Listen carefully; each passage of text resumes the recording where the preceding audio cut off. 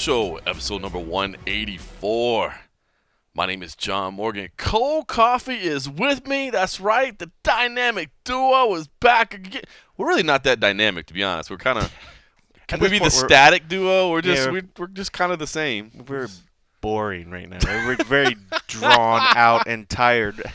Not very dynamic. Not very dynamic at all. We are in Las Vegas, more specifically. We are at the Casa de Cold Coffee at the moment. Of course, we are covering UFC 229, Khabib versus McGregor. It's going to be quite possibly the biggest event in UFC history. Dana White keeps telling us it will be, and we'll get to that. He wouldn't lie. He of would not mislead us at all. And now when they make it seem like 3 million pay-per-views, and we're easily 3.5 million. Conor said 3.5. Of course, he's going to be shooting high end. Can you imagine? Yeah. He said today that might be a $50 million payday for him, man. That's amazing. So what do you think that works out to? I was trying to do the math in my head. So what is it, $60 a pay-per-view? Right. All right, so it's $60 a pay-per-view times, say, 3 million. That's roughly 180 million. Okay, unless my math is really, really bad. Maybe it is. Right? 60? Yeah, 180 million. So if he's getting like 50 million, that means he's getting over a third share of what's going on. It's pretty strong. It is, especially when he wants to, in his mind, I think he's been pushing for like co-promoter sort of thing. That's about as close as you're probably going to get. That would treat him like a co-promoter right there. But right. You know what? Hey, you know what? I'm not going to lie. If that's the case, he deserves it. I mean, he's the one that gets this attention right now. Yeah. Nobody else. Well, think about it. They're still, on the UFC side, they're probably like, well, shit, if we still get 100 and whatever. Of course. 100 and something million out of it, give, Khabib, even though I doubt he's going to get like 30 million or whatever. I don't know what his workout is. I bet Khabib. You know what? I bet because it's not going to be the same. He's not going to get the same percentage. I bet Khabib is probably, and this is not educated info. This is simply a guess. 7 to 8 million. I was thinking roughly 10, 15. Yeah. Oh boy, if you did that, man. Yeah. Well, I'm just thinking because before, even when Nate did great numbers, that was nowhere near 3.5 million. No. Well, I don't think the guarantee will be anywhere there. So, yeah. Oh, you're saying the pay-per-views. Yeah. I'm saying with the pay-per-views. We'll see. It'll be interesting. I'm interested to see what the guaranteed pay sheet will be. I'm sure Conor will have some new record high guaranteed pay sheet. Yeah. Maybe it's 5 million, something like that. We'll see. But you're right. It's going to be all based on that back end. There's no question about it. So it's. What if it's even more? The guarantee. You think the guarantee will be more than 5? I wonder. Because I mean, it's just at that point, it's just window dressing. Yeah. It's just window dressing. Right. Because especially because he already knows what he's going to get, and that's just upfront money. Right. Like you said, guaranteed money. I wouldn't be surprised if it was like 10 million. Wow. That's going to be crazy because if he does that, that's a precedent for later on down the road. Not that many people are not. Well, that's what I was going to say. Not that Conor McGregor has many peers right now when it comes to promotional value, right. But if somebody does reach that status, I mean, at one point, Ronda was unbeatable in terms of production value, promotional value. At one point, yeah. Brock was, and now you are. So crazy. All right, let's say this. I'm sure you might say, John, Cold Coffee, where are the guest journalists? Where are your friends from around the world that are hanging out? Well, the truth is, man, they're all working. Damn it! I mean, we had to, and we were working. Damn it! It's been a busy day, man. From the media day in the morning to the press conference at night. Everybody's trying to get their work done. And listen, we wanted to set up at Beer House, which is a fantastic little joint right across from Park Theater and T-Mobile Arena. But as it turned out, tonight was also the first night of the Vegas Golden Knights regular season. And it didn't go so well for them. Or by the time you hear this, unless something drastically changes, last we saw it was like 8 minutes left, and they were down 3 goals. So yeah, not so good. Not a great way to start the night. But bottom line is there just wasn't a lot of space for us to hang out, so we had to retreat to the Casa de Cold Coffee and set up shop here. So I will apologize in advance that we couldn't bring one of our global friends that we like to talk to from time. I definitely wanted to. We were hoping to get like at least the Submission Radio boys on. Oh yeah, they're having the other guys. Yeah, but it just didn't work. They had to work just like we did. So it is a big media turnout. I mean, there are media here from all around the globe. It's as packed as I remember any media session. Not quite as packed as say Maymac, for example, but that's because boxing does things a little different. They basically will allow anybody that applies, for the most part, to get in.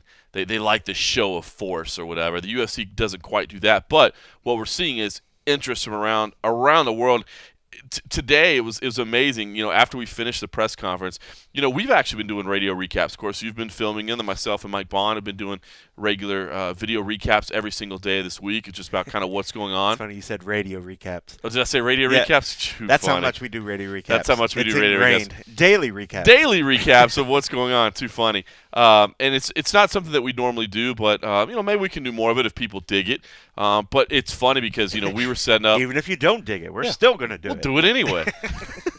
But it was funny to look around. I mean, you had your camera position there, and me and Mike Bond set up in front, and then right next to us was some Latin media. Yeah. The fighting crew was over there. Over here, some people I didn't recognize. Oh no! It was the fan house people were right here to the left, and then some people I didn't recognize, and then Submission Radio boys. I think we and started then you look first. down here. I think they followed our lead. There were people. There were cameras everywhere. It was pretty cool. It was it damn near looked like a presidential election coverage or something. You know what I mean? Like people were all standing up doing their one shot or doing their two shot.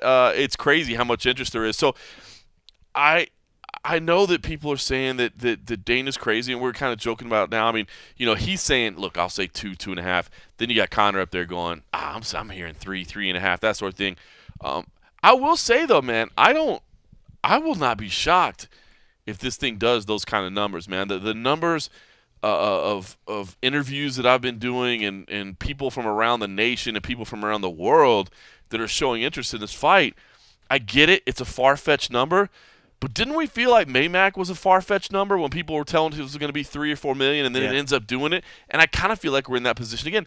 I think the problem is inside the bubble, a lot of us have a problem realizing how big Conor is, man. I mean, I think this is one of those fights that people that don't buy pay-per-views will buy. I mean, my mom might buy this pay-per-view. My dad might buy this pay-per-view. You know what I mean? People that don't watch fights will buy this because it's Conor McGregor. I agree with you, but I just don't know. I don't know if we're going to reach anywhere near. I think with the Floyd Mayweather, you had two huge stars besides the whole crossover thing. And let's be honest, Khabib's star power is nowhere near Floyd Mayweather's. Agreed. So I think in this case, you're going to have people that want to see Conor, and there's going to be a lot of people who want to see Conor, but you're not going to get the crazy people that are just tuning in to see this because it's about Conor fighting this other legend and this whole boxing thing. I think you're still going to have people that are somewhat into the sport to really fully get it. I mean, I think we'll have some people that are just Conor fans and they want to watch Conor fight, so they're going to watch Conor fight. I think when it was Conor and Floyd, you had boxing fans that wanted to watch it, and you had Floyd fans that wanted to watch it. I think there will be people that are Khabib fans that want to watch it. I just don't see it coming out in full, so many crazy numbers. I mean, the Russians are all going to just hack it and steal it anyways. They're not actually going to pay for it. Well, they don't have to pay pay-per-view anyway. We're the only idiots that pay pay-per-view. But I guess here's what I think, and I think you're right. I mean, you're definitely right about that. Khabib is not even comparable to Floyd Mayweather in terms of star value. But I do think about this. Maybe it's the storyline, right? Okay, I mean, you're right. It's not a superstar, but when you sell the character, and that's of course what the UFC is doing, it is a guy that's undefeated, which there's very few of those in martial arts, and it is the Russian. And I do still think there's a little bit of that, bro, he's this Russian monster. I mean, it goes back to Rocky IV, right? I mean, we joke. I mean, not that Khabib is anything like Ivan Drago or whatever, but it's just you can sell that storyline. It's a storyline that kind of makes sense in our brains. Like, oh, what? He's taking on an undefeated Russian, monster. Yeah. Oh my God. Okay, I might be in for that. Whereas, no disrespect, but if it was Tony Ferguson, if it was Dustin Poirier, if it was maybe even Nate Diaz, except with Nate Diaz, man, they have those awesome two fights before. Yeah. I don't think you would be looking at the same kind of sales. Because I don't think the storyline, so to speak, is the same. Yeah, that I totally agree upon. I just think that if they were really trying to do that route, I think they would have, Khabib certainly, I mean, he's going out there, he's taking this very, very seriously, but he's embrace the fact that he's not trying to sell this fight. He's not going to go out there and shit talk. He's not going to play the monster role. He's not going to play the, the red commie role over here that's coming to destroy democracy Right. or whatever. And especially now that he's not even fighting Americans. So I think most Americans are like, whatever. We like that Conor guy, you Right. know.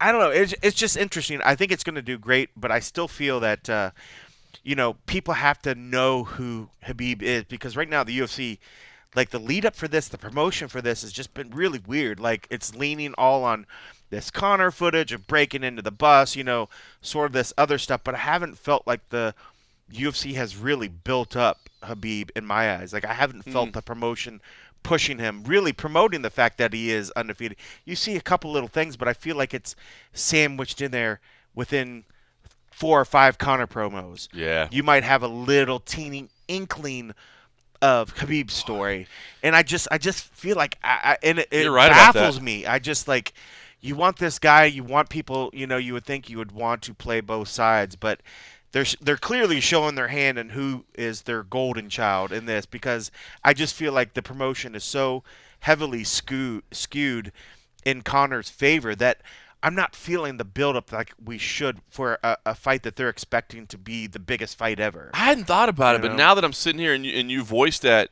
you're right. Because I think about it, the promotion. Now they've had some great promo materials, right? Yeah. But it's all built around one or two things: either Conor McGregor is Conor McGregor, or the bus incident, right? I think just back to Dallas, how much was Darren Till built up as this amazing challenger? You know what I mean? Like that. It was like the storyline was all around like, okay, yes, Tyron, but do you know this beast that he's about to be fighting? That's a good example, because I felt in that case they built him up to where he seemed like an equal, and almost he was guaranteed to take him down. You probably have some people out there saying like, oh, that's because Dana wants Tyron gone. Of course they were pumping up the other guy, but you're right. In that case, I felt you like could have had highlight reels of slams and takedowns, and Khabib there just was certainly enough stuff out there that they could have did something. They could have did more stories. They could have went to his hometown, talked to the people, talked to people that did something. I mean, just something to give us more hype on that end. And that's interesting. I just feel like they didn't do a good enough job pushing it. And with him coming out and playing it, keeping everything close to his sleeve, he's not going out there. He's putting his head down when Conor's talking shit, and he's just wait to the date, and just playing it very, very quiet. Like that's not going to bring in the casual. That's not going to. The casual's just going to be like, oh, And sorry, Tony, I don't think you're the first person that coined casuals and hardcores. I think that's been going out for a while. So I'm not going to give you credit when I say casuals right there. I'll give all credit to Catman Sandu. Tony Ferguson's been on a roll this week. Chatman can do. Chatman can do. Chatman can do. He's been calling out our buddy Shamakar Sandu, calling him Chatman can do. I love it. But I don't know. It just. Let me ask you a question, because I think you're right. You hit on something here that I hadn't really thought about, and now it intrigues me. You're years away from your time at the UFC, but I wonder. I mean, sometimes I think things are conscious decisions about the way they want to build things, but also, you're talking about content creators and video editors and things like that. Yeah. Do you think that maybe it wasn't necessarily intentional? It's just that everybody knows that Conor McGregor is basically, the financial cash line right now for the company, that the people building those promos just thought, hey, we got to build around our guy? Or do you think it was a conscious decision? I think probably a little bit of both. One, I mean, they're going to look at what footage do we have, right? And part of that's going to entail where have you sent crews out? Where do we have footage of? We got fighting, we got footage of Conor here, and here, and training here. All right, what do we have on the other side? Well, we got this little footage. We got some fight footage. Couple press conferences here and there. And I mean, let's be real. I mean, like there used to always be as well when they put a promo, who always watched it and got a final say on it. Dana always had his hands on it. I think eventually, other VPs and other production guys underneath him learn to kind of skew things a particular way. They know what Dana likes, so let's go that certain way. So I could see where they would maybe shape it a certain way if he's always kind of did. But a lot of it comes to, what footage you have and sort of the idea. But I think they're probably, a lot of these guys are getting pitched ideas about Conor, or they're just going that route because they know if it's Conor, it's going to get probably a good chance of airing. It's probably going to get a good chance to get the green light to produce the promo, So, yeah, I mean, I definitely just feel that, one, there's more footage because they've taken the time to follow Conor and invest the money in capturing this guy all over the place, Whereas I just don't think it was done the same in the other. And, I mean, it's understandable. I mean, Khabib's probably a lot more private. He's not going to give you he's not many gonna, beautiful lines and that sort of thing. Yeah. But you still build him up as the undefeated Russian monster. You still the gotta mystery. do your part. I mean, Fedor never said anything, right? But Fedor had that aura about him, So, all right. He had lots of great old footage as well. He did have a lot of great footage. That goes to, there's got to be footage. There's got to be stuff that you can lean upon. All right, so you're not buying into. I mean, listen, where Conor's talking $3.5 million. That's. I don't want to say it's crazy talk because I've learned my lesson. Anything with Conor's possible. That's but true. do you feel at least the record is 1.6, and that was Diaz McGregor 2. That was definitely huge, off the charts. This should beat that. You feel like it beats that, right? I mean, I say 2 is conservative. 2 is conservative. I think two's very realistic. Yeah. 2.5 is probably top of is the. probably where I'm thinking it might go. Yeah. Because the indicators that, and listen, when Dana, I know a lot of people try to criticize that Dana's just like pulling these numbers out of a hat. There are tools that they're using. Yeah. I mean, there are analytics in terms of, how many Google search views are we getting? How many hits is UFC.com getting? How many views are our promo videos getting? I even asked him in that scrum. I said, when you said it was trending, what does that equate to? Right. Does that equate to pre-buys or like people just interest? And I think he said pre-buys. So if that's the point where they're like, okay, at this point we've already reached a bunch of people pre-buying, maybe they've already done pretty darn good numbers. I mean, who knows? I mean, I know a lot of us, and we've even done the radio guys did daily debates on when people actually pull the trigger and pull the wallet out and purchase it. And it usually happens a lot closer. Like it would probably be happening today or tomorrow. Yeah, I never bought pay-per-views. But I usually the day of. The day of. I mean, why spend your money right now if shit's gonna happen tomorrow? You never know. What if you never know? I got invited to a party. I don't need it anymore, or you know what I mean, or somebody, or I got called into work or whatever. Well, I was just thinking like if Khabib or somebody can't make weight. that too. But yeah, I mean, parties pop up. Gas money is needed. Yeah. There's little things that happen. But, in my mind, I would always want to wait just to make sure that you don't put the money in and then, something fall out and then have to try to do a refund process after the fact. That's not fun. That's a pain in the ass. All right, well, we'll see. We'll talk about the financials after. Right now, let's talk about the fight card. I should say, by the way, and I didn't mention it, I'm sure some people might assume that we're drinking proper number 12. As everybody else seems to be in the MMA sphere. I will say that we are not. We are not drinking proper number 12. And I'm not hating because I do want to drink proper number 12, but I got to be honest, payday is tomorrow. Yeah. Payday is tomorrow. So today we went with the award-winning Pabst Blue Ribbon. The American Red, White, and Blue. And it's funny because I stopped in the CVS to pick this up on the way back. I didn't even think to try to look because they have some liquor bottles in there. CVS I forgot to look. I forgot to look to see if they had it in there. And that's another reason. Yeah, we get paid and literally it's been work, go home, work, go home. We just haven't had the fucking time to try to even go to like a liquor store. And I didn't even think about it. Like I literally walked by liquor bottles to get beer. And the last thing in my mind, all I thought about was like, we have to get back to the house, edit these videos, and then get to the podcast, but we just need something to drink while we're doing it. So I didn't even think about the fact that I was walking by possibly a bottle of proper 12. I definitely do want to try proper number 12. Not necessarily because I feel like, we need to do some review that everybody's doing right now, but I do like a good whiskey, and he is going after Jameson, and you and I both do like a little Jameson. I do like Jameson. That makes me not want to like it. He's been really going aggressive, man. F the Jameson brothers. Right? What have they done to him? I was going to say also, the other thing about drinking proper number 12 is it kind of feels like a commercial for Conor, and he's definitely not paying us to do that for him. So I was thinking about maybe we could drink. No, there was a few journalists that did that for him. Khabib. Let's talk whiskey. That was terrible. Let's tell us how great what your was he whiskey doing is. Talking whiskey at a press conference? And then Conor was like, come have a drink. And he was like, all right, I will. Sit your ass down, Yeah, son.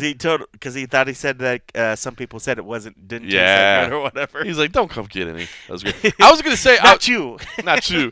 I was gonna say, just in retort to the proper number 12 and everybody drinking proper number 12 on their podcasts and radio shows and other things.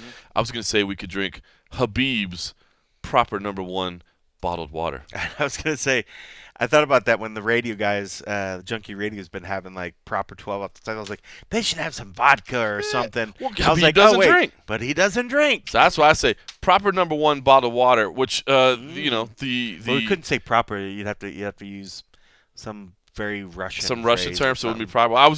I was even gonna go with a tagline. Or just call "niet" for no, like no alcohol. "Niet" one. I was see then that screws up my tagline. What's your My tagline? tagline was gonna be, when thirst hit you like Irish chicken, drink proper number 1. It's not number 1 bullshit. That's pretty good. Yeah. See, I had a sales pitch for it and everything. That's funny. I was gonna launch the product. Yeah, you All need right. to work on it. Let's talk. Okay, what we've seen this week. We had open workouts yesterday. The open workouts were entertaining. You know, Khabib did what you'd expect him to do. He grappled. He didn't do much, if any, striking at all. None.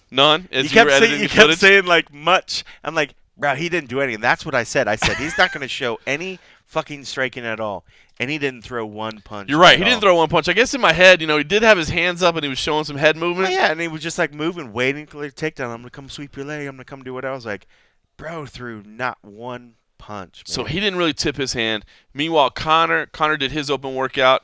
He looked bigger to me. I feel like he's put on some muscle. I could be wrong, Yeah. but I feel like since Maymack, it looks like his frame's filled out a little bit more. I think he's put on some weight, some strong muscle. I shouldn't say weight. He's getting man strength. He's getting dirty over an now, age. right? Yeah, He's dirty? He's dirty. He's dirty. Tanks, fellas. So he's been that, but he he's looked getting good. that man strength now. You definitely were reminded of how powerful he is and how accurate he is. Except that you did note, and I saw it a little bit too. Him and Owen Roddy had a couple moments that were a little off. I mean, that doesn't mean much in the course of a fight, but it was fun. I mean, they were definitely working some knees. They were definitely working some uppercuts, which you would think would play in to countering a wrestler, no question about it. Yeah, for but sure. there were a couple moments on the pads Yeah, where it was just weird. There was a couple moments, you know, and people are probably going to criticize saying, "No, it looked great." There were moments where it did look great, but if you watch the whole thing back, there were definitely some miscommunications. Even sometimes Roddy's like, "Oh, my bad," you know. But I think there was definitely some times where they just it felt like they hadn't worked out together in a while. That's what it read to me. I was like, you know, granted, you know, one guy might have an off day and maybe, you know, holding mitts, you know, just off. But I'm like, if you're doing this over and over and over, like, you don't see it that often where a couple misses a here fighter and there. and his mitt holder are not communicating like that. And there was a few times where we're just like, wow, man, have these guys not really been working out together? And we're not making a ton of this, but it's just we're looking for anything we can, right? I mean, in these sessions, we're looking for any microscopic thing we can. I mean, because if we take them all on their face value, they're all in the best shape that it is. You know, that's been the best training camp ever. And then when you get them up there and you see, and they're like, wow, you know, like, remember Max Holloway when he eventually fell out? Like, we watched that open workout and we're all like, something's wrong. Right. You know, so there's definitely various signs that pop out when we're watching these things that you're just like, that you scratch your head and then you go back later on, you're like, oh, okay, maybe there was something to it. So, yeah, I mean, if anything, I mean, I think we're trained to, you know, try to notice something that's out of the norm. And this was out of the norm for me. It just, they didn't seem whatever. But when he was, I mean, there were times when you could tell that it just felt a little off, but then they would go to something that was so ingrained that it was vicious. Then you're like, okay, even if shit was off, if that makes contact, he's good. Oh, okay, even though this was a little whatever, oh, if that makes contact, if that combo works, it's going to work, you know. So even though there were points where to me I was like, okay, something seems a little off, there were still many more points the opposite way that were like, okay, that looked really solid, and if that combination works, you know, Khabib's going to be in for a rough night, you know. So it was interesting. And then we had the press conference today, which we know what happened by now. I'm sure everybody's seen it. Of course, Conor McGregor was late. I think he was about a half hour late. 27 minutes late. Khabib actually went on the stage by himself. Dana kind of had to chase him out after there to get the thing started, and Khabib left after 15 minutes. Listen, I got to say, man, I respect Khabib for doing this. I think that was smart. He didn't play into Conor's game plan, and I think that was a brilliant move on his part. Yeah. And it's funny because at first I was like, oh, this is a disaster. Of course, because we were all waiting for that face-off moment. Yeah. And I know Dana was playing spin control. I mean, that's his job to stand there and go, hey, it's not that bad. It's still going to be good tomorrow. But I will say, kind of after I had a second to cool off and settle down after the press conference, it probably wasn't the worst thing. I mean, number one, God forbid something stupid would have happened, you know what I mean? And somebody gets hurt, somebody gets cut, or somebody throws something or whatever, you know what I mean? God forbid anything like that happened. There was no opportunity for that to happen. And the other thing, too, is, we didn't have a replay of New York where Conor's just yelling over Khabib and that sort of thing. Honestly, at the end of the day, I never would have asked for it to be like it did today, but at first I thought, man, this is a disaster. How many pay-per-views did it cost them right now that people aren't talking about it? But they're still talking about it. They're talking about it because it was something different. It was something abnormal, and it even builds toward the ceremonial weigh-ins on Friday, I think, even a little bit more. You're right. And it was funny because when he first came out, I was a little worried because I thought it still would be the point that I think they were probably worried about New York, where once Khabib started talking, the crowd started chanting, they started yelling. I was like, oh, this is what I was afraid of in New York or wherever, that the fact that you still wouldn't be able to hear him and you would only hear the fans. But they kind of calmed down after a moment. They did their chants every once in a while, but for the most part, they let him speak. You had a few random hecklers, saying shit on the bus. And I think there was a shit on the bus chant. They had a pretty good chant going for a little bit. It was pretty strong. So they did their part, to kind of support support their man Conor and kind of put Khabib down. But you're right. I felt like you got to hear him. He got to answer questions. He got to speak. So I felt in his sake that was good, because I felt like he's the kind of guy that he's so focused. He just wanted to get there and fight. That if it did happen and Conor was there, he would just sit there and just let him just get talk. Quiet. So in this case, we got to hear some cool stuff from Conor, because instead of Conor being worried about silencing the other man and putting the other man down, he got to just talk about himself and talk about his accomplishments and I think that's good. That's where he shines. And it was interesting when he said that. He's like, oh, he didn't say anything in New York, but he was probably up here talking all kinds of stuff. So in his head, he's definitely thinking that Khabib was probably out there doing whatever, instead of just saying like, he didn't say shit in New York. I'm sure he didn't say shit here, whatever. But the fact that he said, oh, I'm sure he was talking, his mind was probably playing different scenarios in his own head, so I'm sure, so that maybe played a little bit into his head, just like, I saw our tweet that went earlier where it's like it was the counter punch to what happened in New York. That's right. So maybe by the fact him leaving and not having Conor been able to hear what he actually said, that it played into Conor's mind that, oh, okay, maybe he was up here talking, and now I didn't get to rebut any of it, well, whatever with him, the silly whatever rat cunt or whatever he was calling him. It's just a rat Dagestani. I don't think. Did you say cunt? I thought he said cunt in there at some point. Yeah. Because I remember when I was. He's not Australian. He just calls him cunt. Yeah, I mean, his wasn't the oh, you sick cunt, like a fun, like whatever. His was like the bad C word cunt. But yeah, I swear when I was watching it and he said it, I thought he dropped a C bomb. Maybe he did.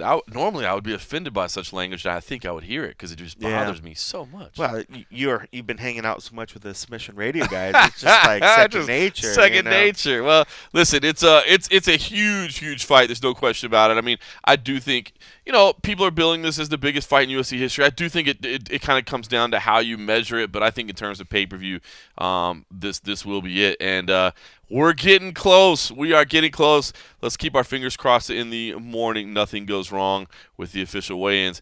And to mark this tremendous occasion, we get to welcome a new sponsor on board as well. Oh, DraftKings.com. I'll be honest with you. I haven't had a chance to work with DraftKings ever before, and I'm excited about it. I've always kind of I don't partake myself in the gaming side of it because I worry a little bit as a reporter that it'll skew the way I look at things. Sure. You know what I mean? But you never want to bet on football. You never want to bet on I'd love to, but college football. see, but that's what, and I love the the DraftKings. I love the DraftKings contest. I'm so excited that they've reached out and that they're now joining up with the MMA Roadshow, as all quality sponsors should do. And listen, here's what they got going. As we know, the wait is finally over. This Saturday, Conor McGregor makes his return after 2 years, and he's looking to regain the title from Khabib Nurmagomedov. And DraftKings, the leader in one-day fantasy sports, is putting you in the cage for the biggest fight of the year. Do battle against other MMA fans, and you can win $10,000. That's legit, son. That's strong. If you haven't tried it yet, Fantasy MMA is easy to play. And the best news, it's free to enter with your first deposit. Just pick 6 fighters, you stay under the salary cap, and pile up points for advances, takedowns, and more. There's no better way to put your MMA knowledge to the test than with DraftKings, because nothing makes fight night more exciting than when you have a DraftKings lineup on the line. It's legit, man. You just got strategy to it. That's why I've never done the MMA side again because I don't want to skew it, but I've always been drawn to this product. I love the way they do it. So if you guys have been on the fence about it, you don't report, so you can jump on it, and I think you should. And it's good for bragging. You know, you play, you win, and you get bragging rights. And with this, you could actually get some dough. Yeah, you could get $10,000. Rampage Jackson said he makes it rain with 10 G's every time he goes to the strip club, so you can do that. But first, what you got to do is you got to download the app or go to DraftKings.com now and use the promo code ROAD. That is ROAD, ROAD, like MMA Roadshow, to enter a contest for free with your first deposit. Free.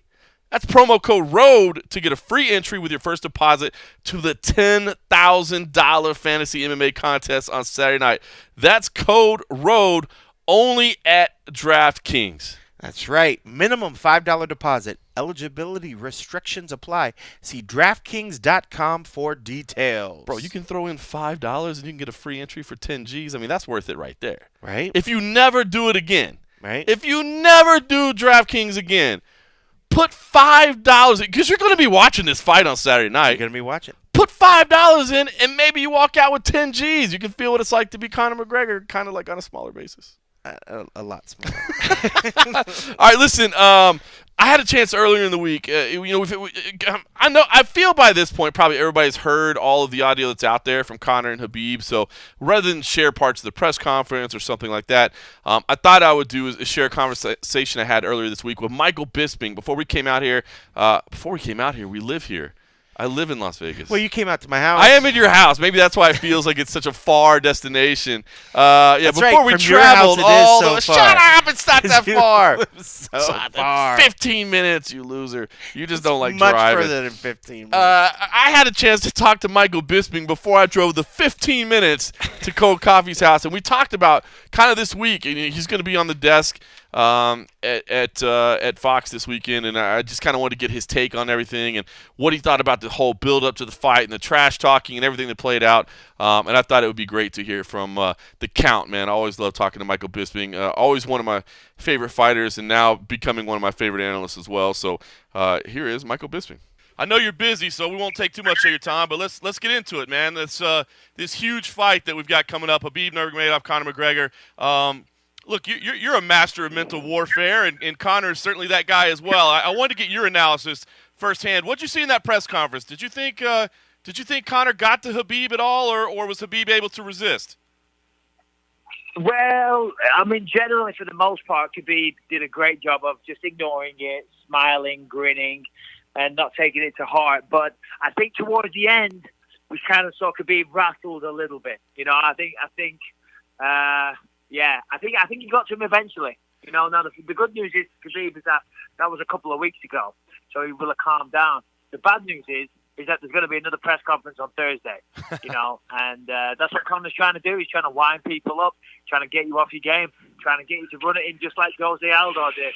You know, and if Khabib does that, if he thinks, I'm going to show this motherfucker, I'm going to beat the crap out of him in one round, because that's what Conor's trying to make you do. He's trying to get you emotional, and then you run at him and you run onto that big left hand. Could be a bad night for Khabib. So We'll see what happens on Thursday, but it's going to be an interesting press conference for sure. Are you impressed by the way he does that, Mike? I mean, he used to be very good at getting under guys' skin as well, but he just seems to be one of the best. And like you said, it's not just promoting a fight, it's not just creating a show. It actually gets people off their games.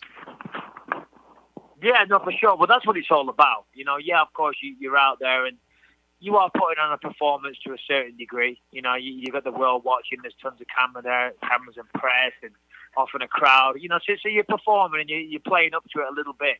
You're kind of almost an enhanced version of yourself, and you want to be entertaining, but also you do want to send a message to your opponent. You want to exude confidence. You want to remind them of their shortcomings. You want to remind them of when they've been knocked out, all that type of stuff. You want to put that seed of doubt in their mind.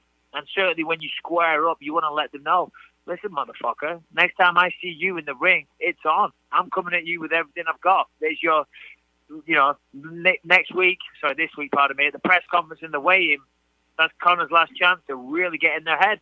And the old saying is you can win a fight before you even step in the octagon or the ring. And it's so true, you can.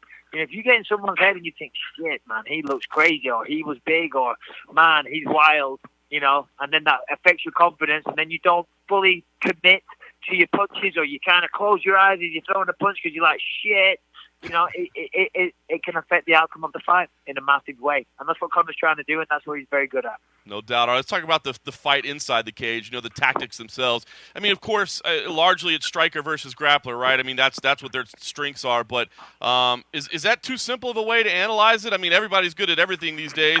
Is that too simple of analyzing, or is that what this fight is at its core? I mean, at its core, I guess. Both guys can grapple, both guys can strike, but Khabib is a way better grappler and Conor's a way better striker. That's fair to say. Khabib's a decent level striker. He is, but he'd be a fool to try and stand toe-to-toe with McGregor in this fight. That's not the path to victory. We've seen the kryptonite of Irish, English, European generally fighters. The kryptonite is wrestling. We don't wrestle at a high level. In the UK, in Ireland, in Europe. We don't have an academic program like you guys do here in America and in Russia. I don't know what their program is, but they're all fucking wrestling maniacs as well. So, the path to victory is to take him down. And, of course, trying to get back to your feet is very tiresome as well. And we've seen Conor get tired in the later rounds 2 or 3. He does gas incredibly. And we've seen that time and time again. And I think that's the way his body's made up. You can't be a sprinter and a marathon runner at the same time. You just can't. It's not possible. Conor's a sprinter. He's very explosive. He's got knockout power. Taking to the later rounds, he kind of struggles. Khabib doesn't. So if he takes him down, forces him to try and fight to get back to his feet, and then when he gets back to his feet, just takes him down again, it's going to take the will out of him. But, to do so, he's going to walk through the firing line. He's going to walk through the danger zone to get that body lock, And that's what, and that's it. Can he get into the ground? If he can get to the ground, Conor's fucked. If he can't get into the ground, Khabib's fucked. And I know that sounds very crude way of putting it, but that's pretty much the way I see it, and I think that's the way the world sees it. Yeah, I agree. Where do you feel like? I had somebody say this analysis the other day, and I thought it was great. It was saying that Conor fighting Khabib is like trying to shoot a bear with a long rifle. If you get it, you're good, but if it gets inside, you got nothing you can do. So I wonder, where do you see Khabib, I guess, as being most vulnerable? Is it just that range of, trying to get the hands on and moving it? Because he doesn't have necessarily the best shot from range. Is that where this fight is won or lost for Conor? And can Conor just sit there and wait and try to time a left, or is that a bad approach? Yeah, the thing is, as you said, Khabib isn't the type of guy to shoot a double leg from distance, which in MMA doesn't work too well anyway. But still, that's not what Khabib does. He likes to punch his way into a clinch, get the body lock, push up against the fence, and then use trips or whatever from there. But getting in on the inside is going to be the hard part. Conor can knock people out. We've seen that time and time again. But also, we've seen guys like Nate Diaz take his best shots and walk right through them. So you got to remember that. It's not, yes, he's a very good striker, but, not everybody he hits falls apart, and Khabib's 26-0 for a reason. He's fought very, very good fighters, and he's got good stand-up. People are sleeping on Ally Quinter. Ally Quinter, as you know, is a very, very good fighter, very accomplished, hard hitting, excellent boxing, and decent wrestling. And people were saying people were criticizing Khabib in that fight, and I was like, you out of your fucking mind? He still won every single round dominantly, jabbed his face off, and Ali Quinter is very, very tough. You know, so listen, I don't know. It's hard. I mean, Conor's going to let. I don't know. I was going to say Conor's going to let Khabib come to him, but Conor might want to stalk him, put him on his back foot. It's hard. It's harder to fight on your back foot, but also if you're going forward, you kind of play into the wrestler's hands a little bit because you might, they can shoot in. So, I mean, I don't know. I mean, we just don't know what's going to happen on the night. My prediction is Khabib will fall. See, the thing is, I said at the start of these interviews, John, I said my prediction was Conor knocks him out in the first round, headline Madison Square Garden, and fights Nate Diaz with a 165-pound belt, which is a very good possibility. But there's also a very good possibility that Khabib gets him down and beats the shit out of him for 3 rounds and gets a submission in round 4. And I was just about to say that was my prediction, and then I remembered my prediction at the start of the phone call. So, honestly, I go back and forth all the time, and that's what makes this such a great fight. Yeah, you're so right, man. It's just such a 50-50 fight. So that's why I was going to ask you is, I know come this weekend you're going to have to make a prediction on air. Are you looking for something this week? What do you think is going to convince you one way? Because I think you're right, man. Those two possibilities are so distinct and could happen.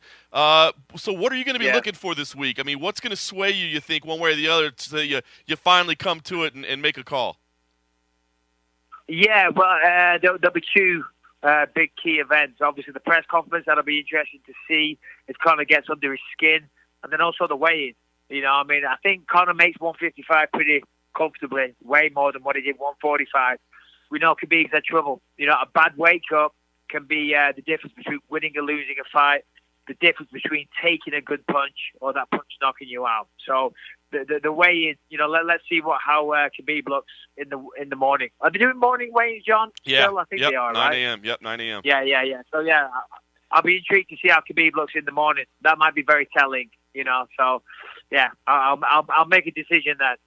Very nice. Well, other than that, I mean, this is a good card. So give me one selection. I mean, is it as simple as Tony Ferguson, Anthony Pettis, or is there another fight on the card that your mouth's kind of watering a little bit? Can't wait to see that fight. Yeah, I mean, to be honest, the next best fight is for sure Pettis and Ferguson. Ferguson's really impressed me, the way he's been able to come back so quickly after a terrible knee injury. He shouldn't be back so soon, let alone fighting a guy like Anthony Pettis. Pettis looks incredible against Chiesa. Of course, he was a former champion. The fact he's still fighting guys of this caliber shows that he wants to be champion again. Ferguson, well, for both of them, whoever wins this fight is going to fight the winner of Khabib and Conor. That would be my guess, unless Conor goes off and fights Nate, as I said.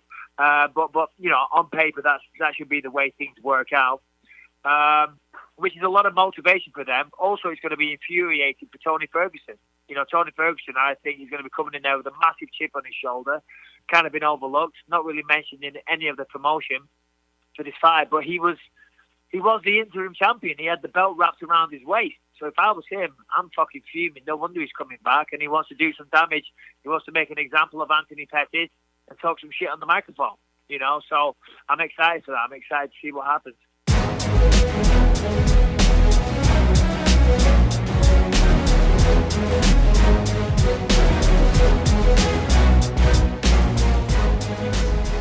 There you have it. That was Michael Bisping talking about the fight. Interesting to hear kind of the way he was looking at things and how he was looking to see how things played out. And the fact, I love that Mike even said his pick was changing, because I have stayed consistent with my Khabib Nurmagomedov pick. That was my pick going into this week. I've stayed consistent with it. But Cold Coffee, I'm not going to lie, man. Conor's a dangerous man, dude. And just seeing that confidence again up close. It's been a year since we've been captivated by his eloquence, since we've seen his physical talents up close. And I'm sticking with my Khabib pick, but I'm nervous, man. Conor's a dangerous man. He is, and I don't know, something about the swagger that he came in today felt better. Even at the open workout, the swagger came better. More but genuine today. I thought the swagger was there. And we didn't have the fur coat on and the billionaire strut and the over the top. Today was just the confidence of a man that owns that swagger. It felt better. I felt Well, I mean, one, I was going to stick with my pick. I, on the opposite hand, picked Conor, but I felt better with what I saw today. Like I said, at the open workout, I was like, maybe not as, into my pick, but today, I just in the swagger. I didn't even see him work out today, but something about the swagger was like, okay, you did right. I picked right. I agree. His self-belief is so strong that it's contagious. You're like, all right, yeah, I made the right pick. I The agree. right pick. I liked his attitude and demeanor way more today than I did in New York. Yeah. Way more. It was cool, but there was something that was really cool yesterday when he was when he came on and gave everybody the scare that he was going to leave. Was when his young son because he walked out came to up. explain that in case anybody doesn't know. He walked out for the open Yeah. workouts, went to the center of the stage, waved at the crowd, and then did a U-turn and walked out. And we were like, "Holy shit! Is he That done?" sucks. But it was cool. So he went over and gave an interview, but at that time his son came and walked around. But at the end, when Conor finished his interview, when he picked up his son and then brought him over and kind of paraded him around, his whole attitude and aura around him changed. He seemed like the happy, proud father, which was really cool. And then he came back recharged. And ever since then, I feel like, that he's just building momentum. And then seeing him today with the swagger, with everything going on, I feel good about my picks, and being, so at the top of, the staff picks. I feel that my gut intuition it might Normally, I would check you on your trash talk, man. I would, but hey, you were standing at the top of the charts of the MMA Junkie staff picks. Yeah, I feel like we should. Maybe I'll go on record and say I homered for a pick this time, which might make me lose my position at the top. Are we just gonna leave it at that and let people decipher as they will? See who they think I picked? Yeah. Or should I just say who it is? I don't know. Maybe I would leave it like that. All right. Yeah. So yeah, I homered on one of my picks. Me and Dan Tom, we go at it, man. Like he's the only one I really pay attention because we're close. So now I'm checking you on your trash talk. All right, you got the first part. You got the brag about being on top. I think the nearest now you're one putting is, down the rest three. of us. Is like 3. I think Ben's the closest. He's 3 behind us. Right. So when you think about that, I could go 3 for 3 on a 6-pick night and still hold on to the spot if it wasn't for Dan. But like Dan, I make one wrong decision in this one, and he's back on. It's tense. And like, it's tense. it's cool. But now I'm just like, let's get this year over, man. I'm like, shit, I might end up on the top. Even if I finish, I think in the top 5 of staff, I'll feel pretty Absolutely. good. Just for the fact of like, Not bad for we've been fighting to get on the staff picks, and nobody would let us in. Well, not that you didn't let us. It just we never got. Nobody around ever to asked doing you it, and Abby as videographers to like, be on the hey, staff picks. We want to be on the picks, And then when we came on, and Abby's had a resurgence as well. I think I had a rough start of the year, and he had a rough start, and then mine just picked back up. I had a couple good undefeated nights or whatever that kind of got me up there a little bit. So. Should be good though. I mean, it certainly, but even like with like DraftKings or something, when you have something kind of pushing you forward, you're a little bit more into the fight. Just you're like, a few bucks. I'm telling you, man. And listen, I'm not a big gambler, even though I live out here in Las Vegas. And I will say, like I said, I don't do this anymore. I don't gamble on fights anymore because I'm telling you, it skews the way I look at it. But that just goes to show you how much fun it is. Yeah. Literally, put $1 on every fight. $1. Right. That will make you more interested. Totally interested into it. I know, as ridiculous as that sounds. Yep. You're just like, now you got a vested interest in a fight, Yep. It's not just, I'm kind of watching, I'm interested to see what happens. Like, you have $1 on it, you're like, yeah, come on, my man. But but you're right though. I've had like in the past, I think I had like a $2 parlay on like an 8-pick, and it got down to, I forget what fight it was, but it was like Evan Dunham against somebody. And I picked Dunham to lose. Right. And he got the upset win, and it was awesome. It was like one of his two or three fights ago. And I remember during the whole time, I was so mad. I was like, no, Evan, what are you doing? No, you're not supposed to win. And I was, and I realized, I checked myself. I was like, dude, Evan's like the nicest dude. You can't be upset that he actually won because he busted your 18 parlay. But dude, it was like, I forget what it was. I was going to make like $1,000 on a $2 fucking parlay. Jeez. And that's because I had a bunch of underdogs, and then it didn't work out. So. Evan Dunham blew it for you. Yeah, but I was like, fuck it. I'm not mad. I'm not He's mad a at good him. Dude. He's a good dude. But you're right. It can skew.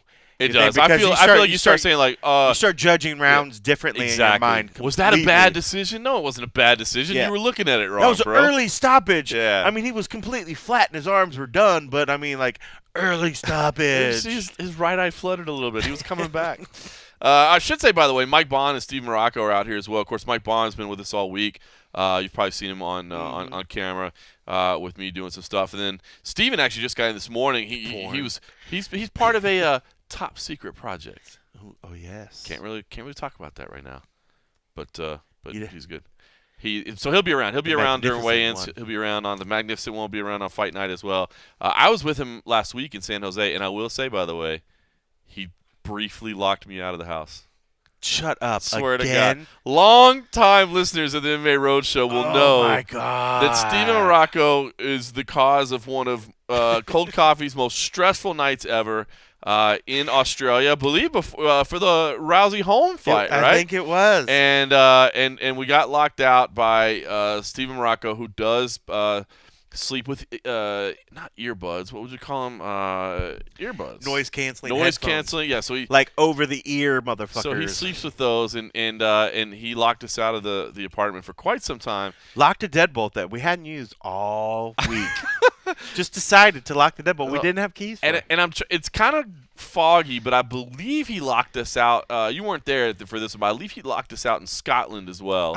I believe that. Yeah. Yeah, because isn't that and wasn't there another time that somebody had to scale a building? Oh yes, that was in. And that was him again. Too, That was wasn't him it? again. Steven locked us Dude, out. he is That was so in bad. Baltimore. That was in Baltimore. He's so bad. Oh my God! Yeah, so it briefly happened. I will just let me see if I can pull up my text because I went to dinner and I came back and I even left before I joked before I left the Airbnb we're at. I'm like, don't touch the door, dude. I was like, I'm locking it on my way out, and he did for some reason anyway. And I got home and it was 2 a.m. and I knocked on the door. It was locked, and I just texted, bro. I didn't know what to say at that point, and so I tried to walk around to the side of the house where I knew his window was, and the sprinklers had been running, so it was like muddy, and so I'm walking through mud, and then there's a gate locked, and so I can't get to the window where he is. So I'm like, what am I gonna do? So I ended up I slammed on the door. It was kind of it was like one of those aluminum doors, and just like slammed on it like 3 or 4 times really hard, and like.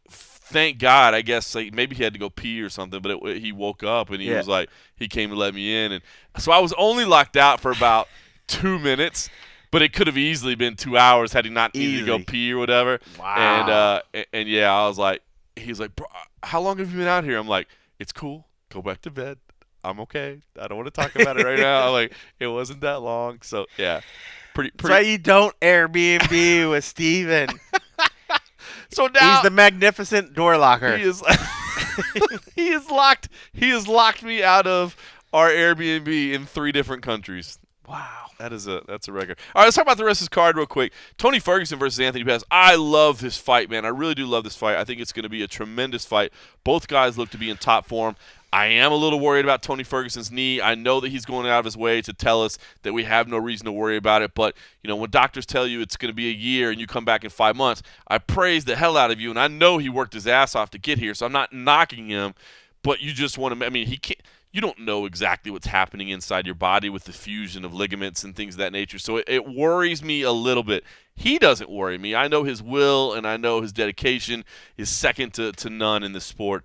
But – I'm excited for him, and Anthony Pettis seems to be back in that proper mental state, man. He has all the physical tools, but I always felt like it was just kind of a mental thing sometimes about where he needed to be or whatever. I feel like he's in the right spot at this point, and I do believe this is a pretty fantastic fight.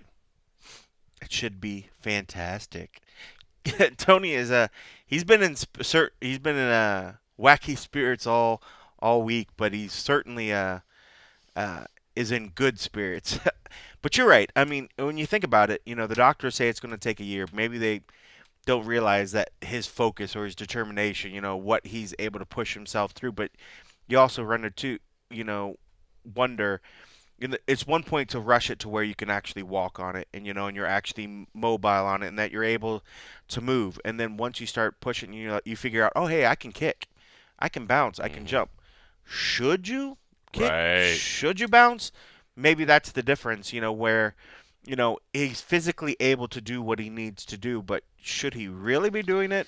That's what scares me. Is it going to slow the overall process? I mean, sometimes, like I said, maybe as the body's recovering, a certain period needs to happen just for the cells needed to grow. Maybe there's just time that needs. Sure, you're able to function, you're able to walk, but I mean, hate to think that it's just like borrowed time before the doctors, something happens, the doctors say, that's why we told you, whatever. But he looked great. He moved around. He had great flexibility. Fun workout. Fun dance moves. I mean, he's got it, so. He's not a fan of Chapman can do.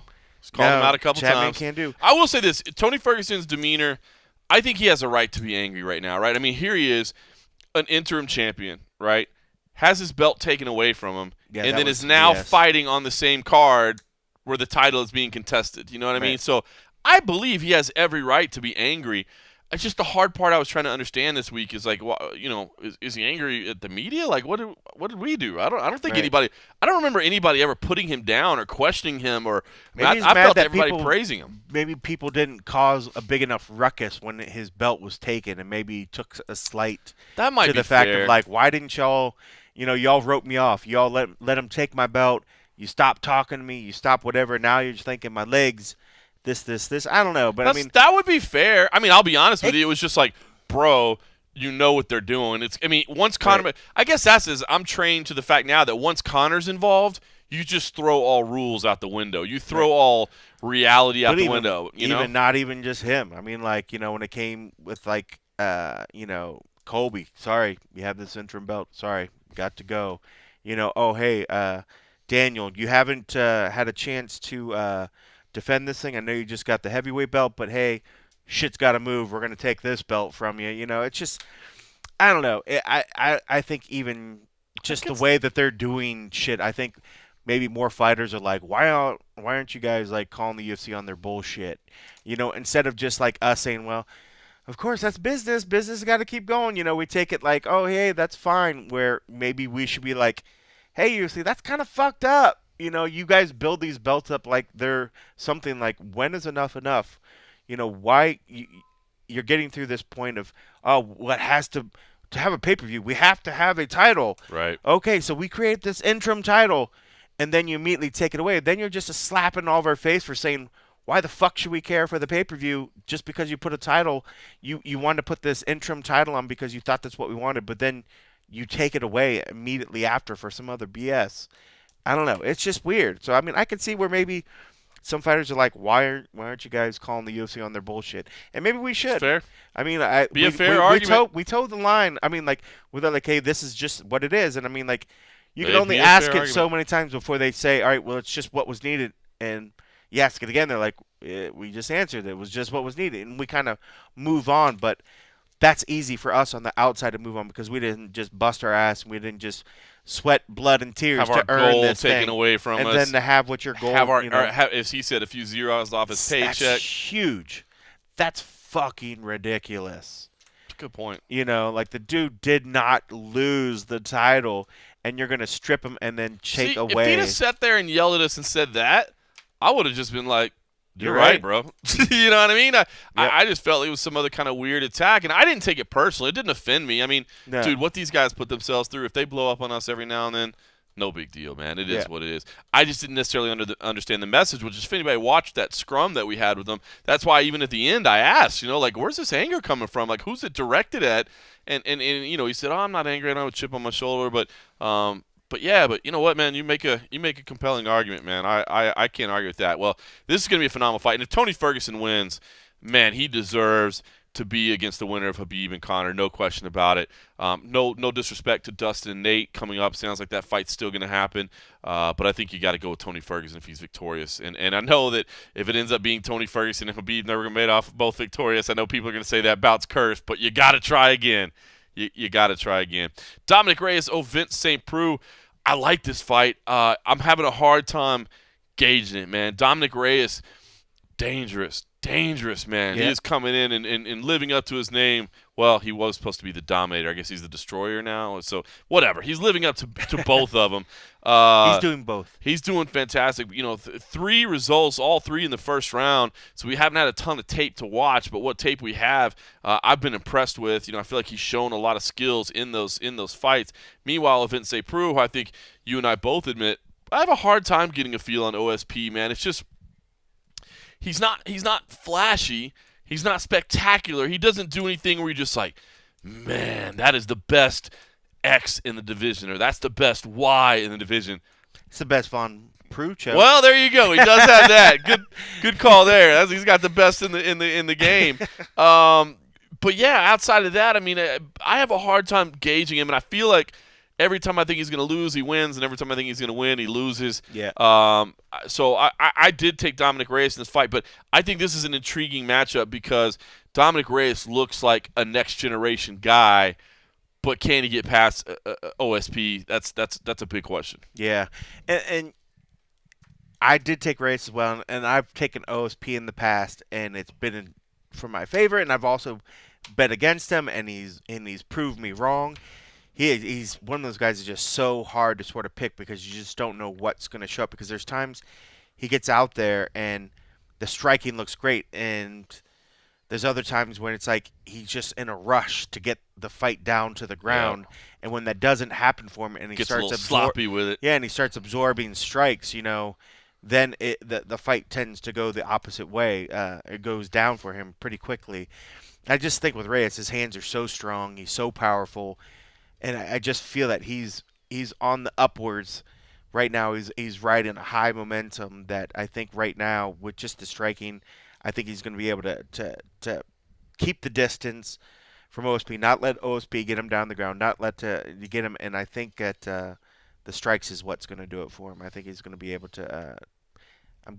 I'm guessing probably a TKO KO. If Dominic wins this, man, you got to pay attention. If you haven't been watching him on the rise, you got to pay attention. Derek Lewis versus Alexander Volkov, another fantastic fight there as well. Heavyweight fight, man. We saw the face-off today, or yesterday, I guess. No, it was earlier. God damn, it's been a long day. Earlier today, Volkov is just a big, tall man. I mean, he's going to tower over anybody, but definitely towered over Derek Lewis. Derek, no question, a roadshow favorite. Of course, man. I always want good things for him.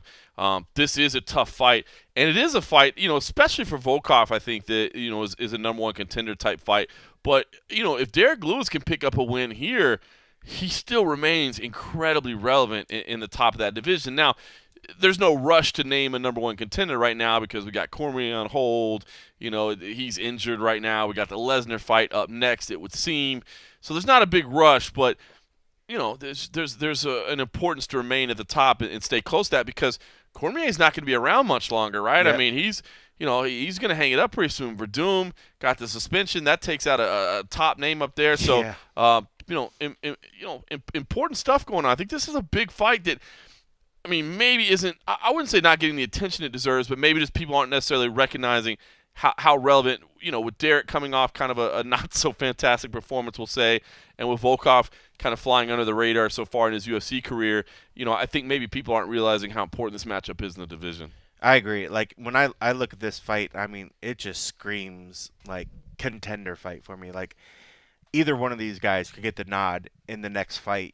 When the fight was going to Moscow, thought like, oh, shit, Volkov could get the nod to be the main event in it. He's definitely, his star power has risen.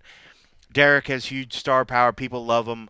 And I think this is number 2. Number 2, number 5? I mean, that's about as good as it gets. Yep. We saw, granted the fight with Francis was not a great fight for Francis in that fight with Derek.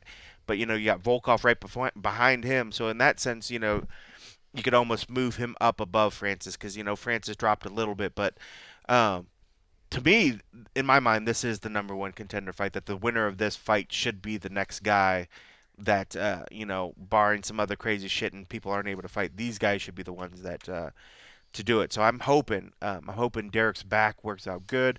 I mean, I know when we were doing the media day the other day at the PI, he was there just getting his back looked at, getting treatments, so he's trying to do what he needs to do to keep his back loose, I imagine. just stay stretched out and stay good for the fight week so that he's not going to overtrain himself, hopefully, to where his back is affecting him so that he's not going in the fight already diminished. It's one thing if, throughout the fight, some strain causes something, and then as the rounds go on, we would see that kind of, capitulate into something bigger. But I'm hoping he goes in there and he's looking good. I mean, Bob says his striking looks good. He's a great coach. I mean, and you see Derek, when you see him and he's on point, his strikes are just vicious. And training, it's scary watching him hit the mitts. And then just something seems to happen when it gets in because I think most of his performance issues are centered around that back. The back, you know what I mean? And when his back's not right, he can't do what he does. Yeah. And that's twofold. It's number one, throwing with the type of power that is so scary. Right. And number two, doing the cardio that it takes to be in the proper shape to be able to last. And That's true. And I think the back, you're right, man. That's what has to hold up, man. That's the center of everything for him. Yeah, man. I hope so. I hope this whole week, if that's the case, I hope this whole week is just relaxing the back, getting the nice treatments at the PI. I was going to say working on the weight cut, but he doesn't have much to do on that. It's He's not pretty too easy bad for him. So yeah, I want this to be a good fight. I mean, I want to see hands go. Volkov has proved that he can take a punch. I would like to see him try to take the best of Derek.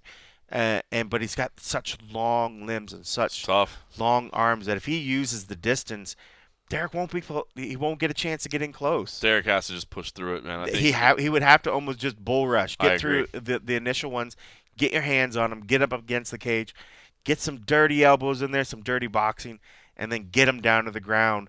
Watch out for the long limbs, watch out for the submission, but get that ground and pound, and I think he can get it. Be big. Felice Herrig and Michelle Watterson kick off the pay-per-view.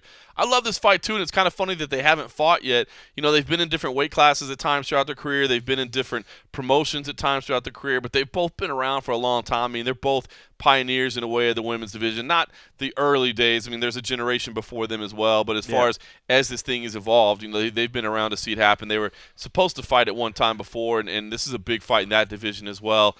And I think it's a great way to kick off the main card. The preliminary card is phenomenal as well, man. I really do think there's a lot of interesting fights on here. You and I we're kind of fight junkies, man. I understand everybody's paying attention to Conor and Khabib and the bigger names here, but Jussier Formiga, who for me is a guy that I've always been interested in. I got to call some of his fights in Tachi Palace, so before he was in the UFC and on the regional scene, I got to see how dangerous he was with that incredible jiu-jitsu he has. I mean, if he gets to your back, you are in a lot of trouble. Meanwhile, Sergio Pettis, a guy that was a prospect label forever, but seems to really be putting things together, man, and really coming into his own. I mean, he was the kid for a long time, and I think I don't want to say got rushed to the UFC, but that Pettis name came with a lot of expectations on it, and I think it was hard for him to live up to that, unless you're just the highest level talent of all time. You're going to have your struggles as you grow, and I think it was tough for him. So I really, really love that matchup. I also really love Tanya Evinger versus Aspen Ladd. Tanya, the grizzled veteran, so to speak, definitely another veteran and pioneer of the women's game, versus Aspen Ladd, who's kind of that up-and-coming talent, starting to get a little swagger about her as well. She had that weird situation with Leslie Smith earlier this year. So those are the two that really stand out to me on the FX portion. But we got Jalen Turner coming up there against Vicente Luque, which could be a fun fight. Jalen stepping in on short notice. And, of course, Scott Holtzman, a guy that we always like, man, always a friendly, cool dude, against Alan Patrick, who would be part of it will give a nod to our man Matty Radmanovich, who is no longer with the UFC. He used to have a squad that he termed the John Lineker All-Stars, which would be the guys with English-sounding names that are actually foreign. Alan Patrick. You would definitely not expect to be a Portuguese dude that doesn't speak a lick of English. But tell me about those FX prelims, man. What stands out to you there?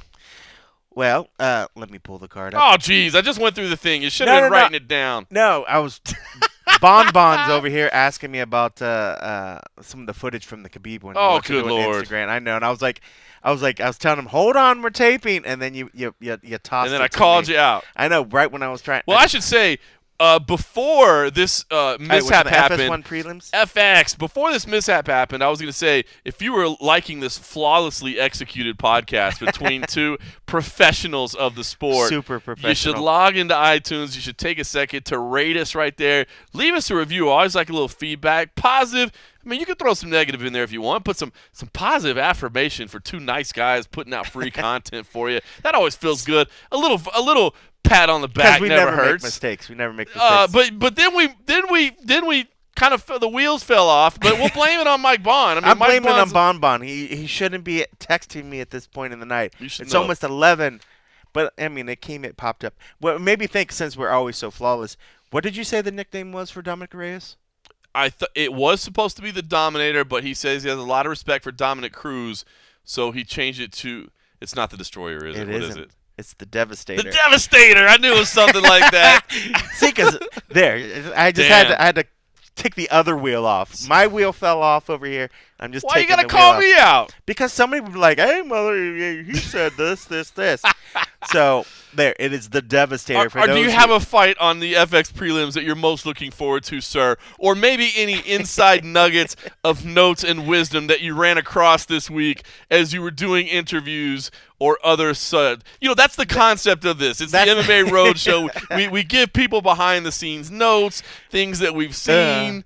I'm looking for the. Well, it's funny. I'm looking at the Aspen Ladd and the Tanya Evinger fight. I like that a lot. I'm really liking, like it legitimate, and it popped again in my head when you were talking about, pioneers of the sport. Right. Tanya's been doing this for like 11 years.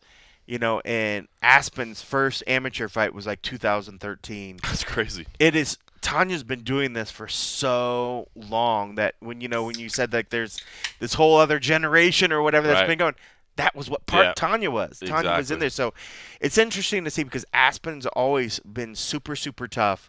But when it comes to toughness, it's hard to find one that's tougher than Evinger. I mean, she took a lot of punishment from Cyborg, but she's also strong. She just comes forward. And I'd be willing to see if Aspen, on her way up, is ready for someone that fights like Tanya. She believes she is. We tried to kind of get her to talk a little bit and give a little strategy in the fight, but she was like, "You're just gonna have to wait." Aspen's just fun. gonna have I to like see. Aspen a lot. She's young. She's got a lot of confidence, and she's very short in her interviews. You have to be ready. She doesn't talk a lot. But I like it. I like the air about her. I like the confidence that she had. She's one that absolutely believes in herself. We talk about that all the time. False confidence versus real confidence. She has it, but she doesn't. She's not going to get up and just wow you on the microphone. That's true. And the other one I was going to say is hot sauce. I'm interested for the hot sauce fight, so that should be a good one. I like it. Kicks off on Fight Pass. Yana Kunitskaya versus Lena Landsberg, and then which is a big fight in the women's division, no question about it. We had a chance to talk to Yana Kunitskaya earlier this week, or excuse me, it's actually a couple weeks ago at the PI, which was fun to sit down with her, and then actually saw Lena Landsberg yesterday at the Performance Institute. Nik Lentz versus Gray Maynard. That's great. I love this fight, and I love Gray. Obviously an Extreme Couture guy forever and ever, but I love Nik Lentz as well. And this is a big fight at lightweight, but it may seem funny that the audio that I wanted to share this week is from the early Fight Pass prelims, but we had a chance to talk to Nik Lentz today. And, first of all, just walking up to Nik Lentz and seeing the smile on his face and seeing the mood that he was in was good to see, because in all the years that we've had of interviewing Nik Lentz and talking to him, there's sometimes you could tell that he was just uncomfortable. And it's like it's not that he didn't like you. Yeah. But in fact, it was like, you just talked to him and it was cool. Then as soon as you turn the camera on and you start getting into kind of interview mode, you could tell he was uncomfortable. And today it was like smiling, embracing, and we had a chance to talk, and it got deep for a little bit, man. He kind of shared some emotions, and I think he was fighting back tears for a second, and understandably so, and you'll understand in a minute when you listen. So, yes, I know this is an early prelim, and it's on the week of a massive fight with Khabib versus Conor McGregor. But I think when somebody kind of bears themselves to you and brings it to you real like this, you guys deserve to hear it, because I don't know that Nik Lentz is the most understood cat of all times. Yeah. And I thought this was a phenomenal interview. So here's Nik Lentz. All right, Nick. Well, we know anytime you step in the cage, it's going to be a scrap. But you've had some mixed results lately, so give us the idea, the professional assessment. Where does your game stand right now? My game's better than ever right now. Something really clicked after my last fight. I don't think it had anything to do with losing.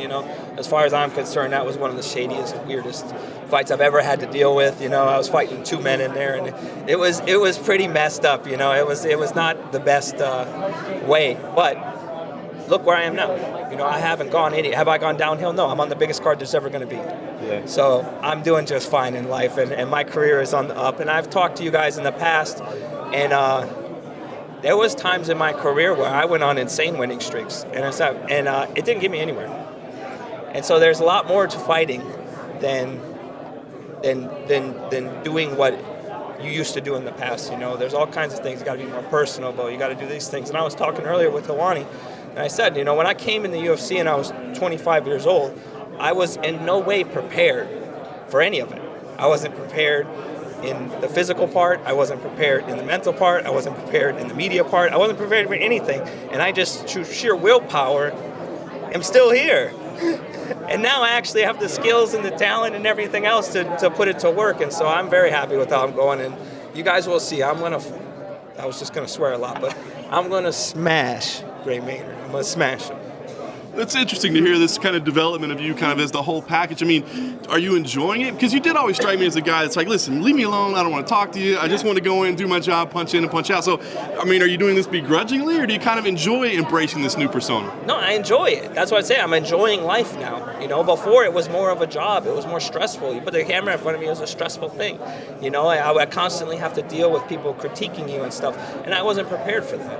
And I came from the bottom of society, and as poor as you can be, as not prepared as you can be, and when you climb up the ladder and all of a sudden people are sticking microphones in your faces and then confronting you all the time, you're like whoa, like you guys don't know shit about me, and yet you guys all have opinions and everything, and I'm out here working my ass off, and you don't like it or you do like it or whatever. But now I have my kids, I have my wife, I'm successful in life, I'm successful in other avenues in business and stuff, and now everything is coming together. And trust me, I got a lot of years left, and you're going to be surprised. You're going to be surprised. How much do you credit this change of philosophy to your kids? Because it seems like every time I see you on social media and stuff, you're like, man, I'm loving life. Do you think that's a big part of that? Yeah, one of the downfalls of my career and in my life is we lost our first kid. So that really set me back years in my life, and that's all I ever wanted to be was a dad. And we tried for a long time, and we just couldn't get any kids, and now have two. And now, now we have to be careful. Every time, I have multiple freaking alarms on my phone that tell my wife to take the damn birth control pill, because I just can't pop out another kid right now. I can't take it. So no, I'm good, and my kids are the best thing ever. I love them. I take them with me everywhere. They come to the gym, they come in, I'm with them 24 hours a day, so it's the best thing ever. I miss them right now, but now it's time to do work, and I got mouths to feed. No doubt. Talk about this matchup with Gray. You say you're going to smash him. Was it a fight, though, that excited you, I wonder? Because he's a guy that's challenged for a title, been around for a long time. So was this a name when you got it that you got fired up for? Yeah, it excited me a lot. It caught me off guard at first. Because I was going to actually text Sean that day and be like, hey, man, I sent all these cards and I haven't heard from you. And I look at my phone right before I'm going to text him. He texts me. He said, Gray Maynard. It's like, I really hope he doesn't want me to go to 45, because that shit ain't happening. Yeah, so I was ecstatic about it. I was very happy. I texted him right back and said, you don't even got to ask me. Of course, I'm on the biggest card of the ever, maybe. I'm everything in life is good like that. And when you do the right things in life, you sometimes you think you're never going to get there. You think you get fucked everywhere you go, but if you just keep doing the right things, stuff starts to work out. Nice. Well, this would be a big moment for you for sure. Get back in the win column, over name, as you said, on the biggest card of the year. What's the goals right now? Give us the professional goals. Are we talking? Are you focused on championship runs? Are there names? What's the goal for you professionally? Well, it's not championship runs, it's not any of these things. It's just to continue streaming together high quality fights, exciting, entertaining, and giving the whole package, because I can do that. And before I couldn't. Before I could just win fights.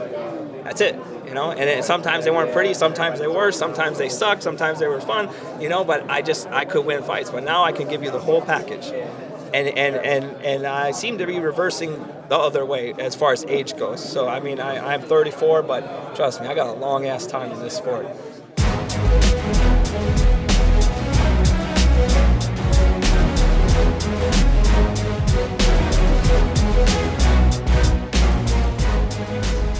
All right, so there, the Carney, Nik Lentz.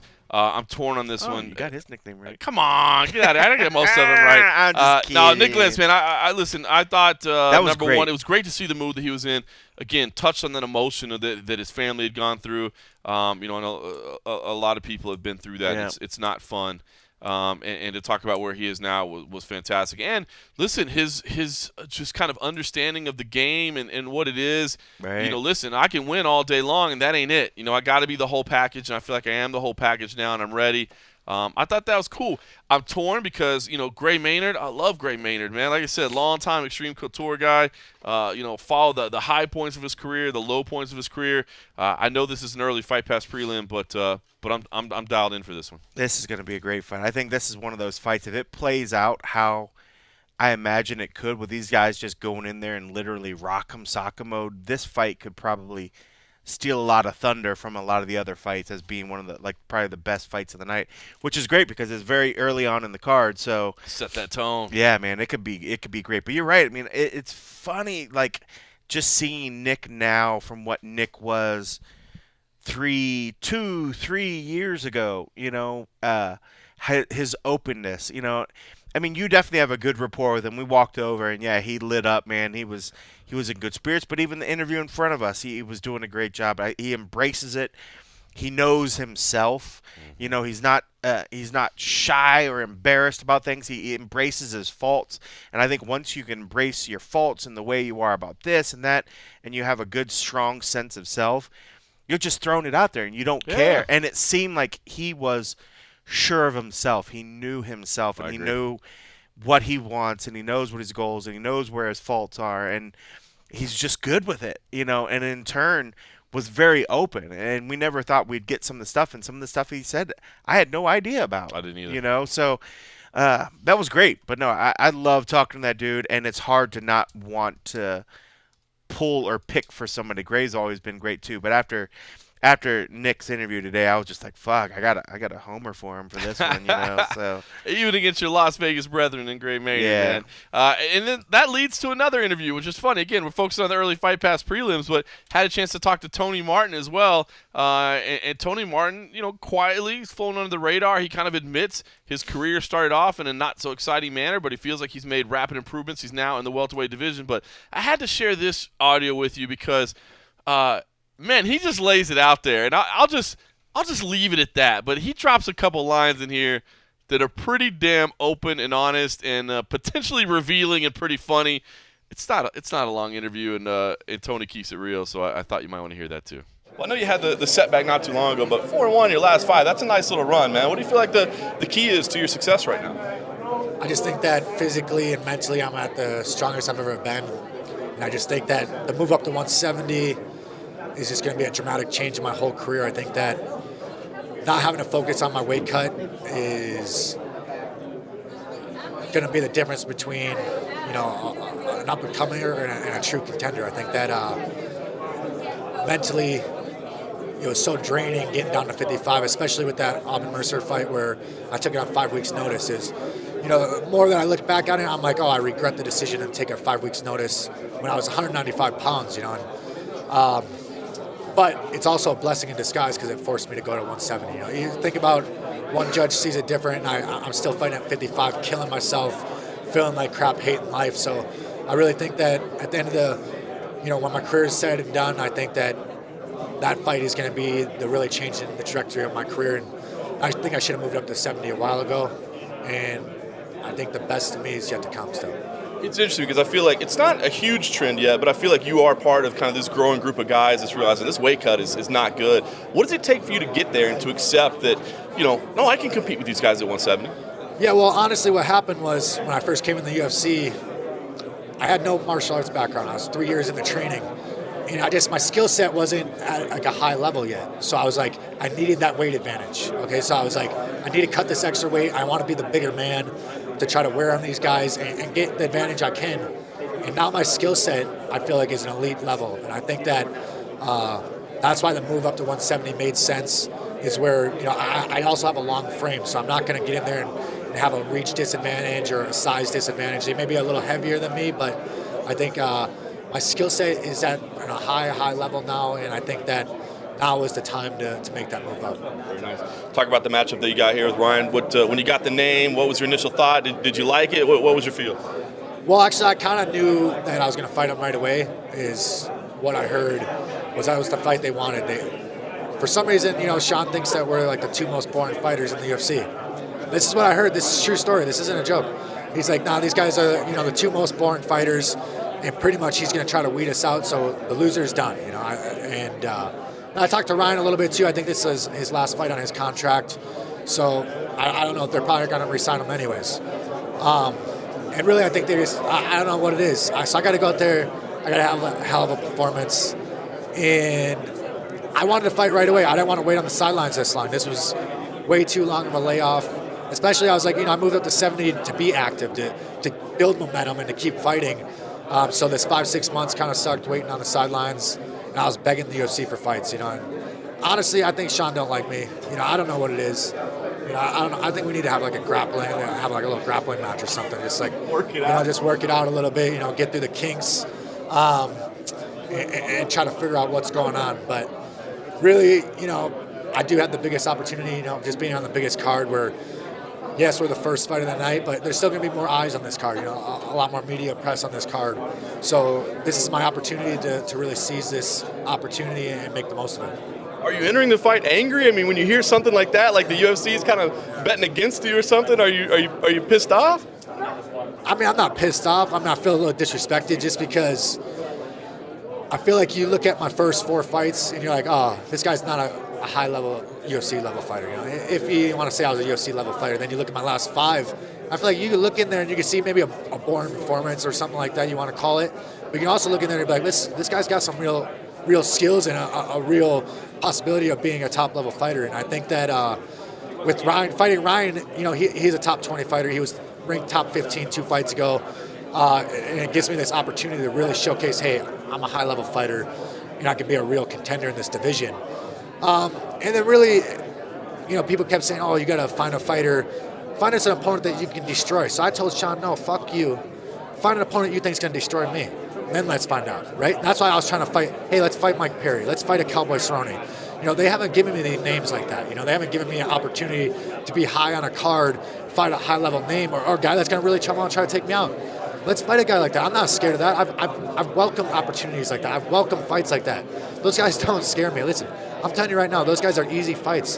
The platform to beat a guy like a Mike Perry or Donald Cerrone has been laid out time and time again. It's just clean, crisp striking, aggressive boxing. And really, I think that, that's the fight after I beat Ryan that I want. I think that no other fight would make sense other than a high level, a high spot on a top card or a top level 15 fighter. But before I get too far ahead of myself, right? I got Ryan LaFleur, that's a real tough fighter that I have to go out and put away.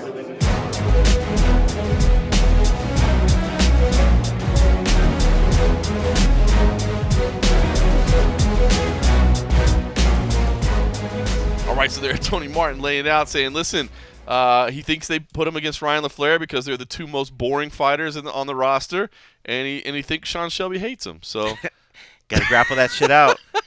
Grapple that shit out. How great is that? He's like, I want to get him on the mat. Let's work it out. This is going to be a good fight. I think this is a good fight. I mean, I like LaFleur. I do too.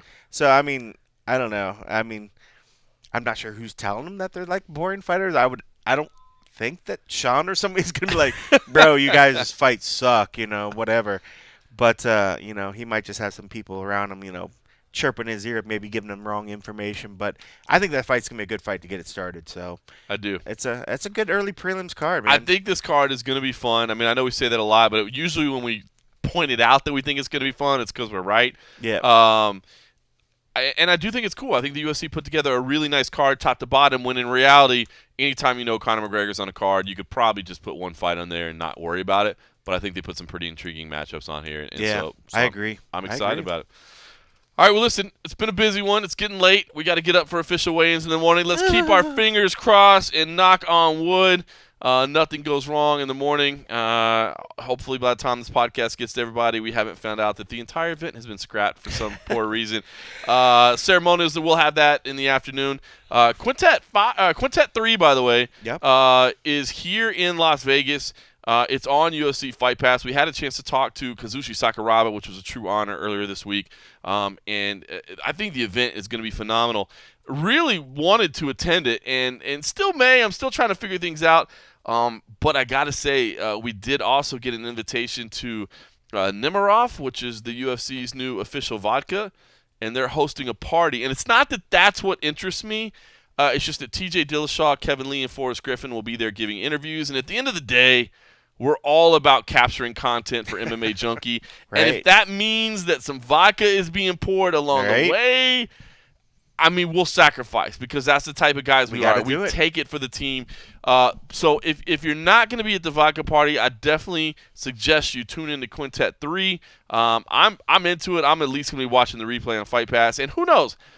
Maybe we'll go warm up at the party, and then we'll go see a little Quintet too. You never know. You never know. And if you guys need more information on the Quintet stuff, you can find that at quintet-fight.com and /EN if you want the English. The concept's cool. Misha Tate's going to be on the call with Sean Wheelock. But bottom line, if you haven't heard, it's 5-man teams.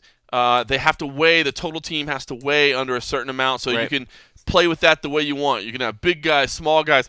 It's kind of like remember Nintendo ice hockey back in the day or whatever. You could have like a skinny guy, a medium guy, a fat guy, or whatever. You know, it's like that. You can mix and match your team. And then what's cool about it is you submit your order without anybody knowing what everybody else's order is. You submit your bout order, basically your team order.